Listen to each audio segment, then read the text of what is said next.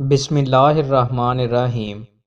رسول اللہ صلی اللہ علیہ وآلہ وسلم نے ارشاد فرمایا، سنو میں دجال کے متعلق تمہیں ایک بات بتاتا ہوں جو کسی نبی نے اپنی قوم کو بیان نہیں کی۔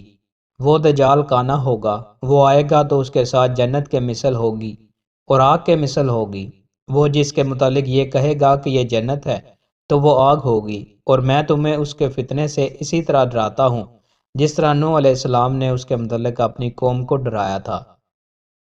رسول اللہ صلی اللہ علیہ وآلہ وسلم نے ارشاد فرمایا، جو شخص کوئی نماز پڑھنا بھول جائے یا وہ اس وقت سو جائے تو اس کا کفارہ یہ ہے کہ جب یاد آئے اسے پڑھ لے۔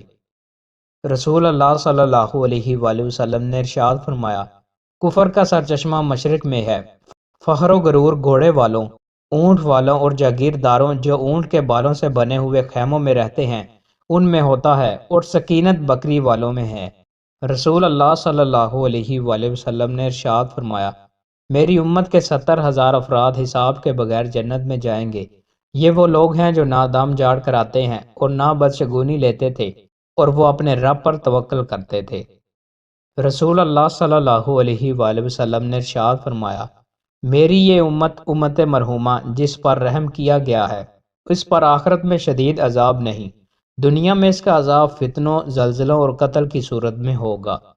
رسول اللہ صلی اللہ علیہ وآلہ وسلم نے ارشاد فرمایا، لوگوں کو دوران نماز دعا کے وقت اپنی آنکھیں آسمان کی طرف اٹھانے سے باز آ جانا چاہیے یا ان کی آنکھیں اچک لی جائیں گی۔ جب رسول اللہ صلی اللہ علیہ وآلہ وسلم کو یہ خبر پہنچی کہ اہل فاس نے کسرا کی بیٹی کو اپنے حکمران بنا لیا ہے تو آپ صلی اللہ علیہ وآلہ وسلم نے فرمایا، وہ قوم کبھی فلاح نہیں پائے گی جس نے اپنے امور کسی عورت کے سپرد کر دیے۔ دوستوں، مزید اچھی ویڈیوز کے لیے ہمارے چینل کو سبسکرائب لازمی کریں۔ بہت شکریہ۔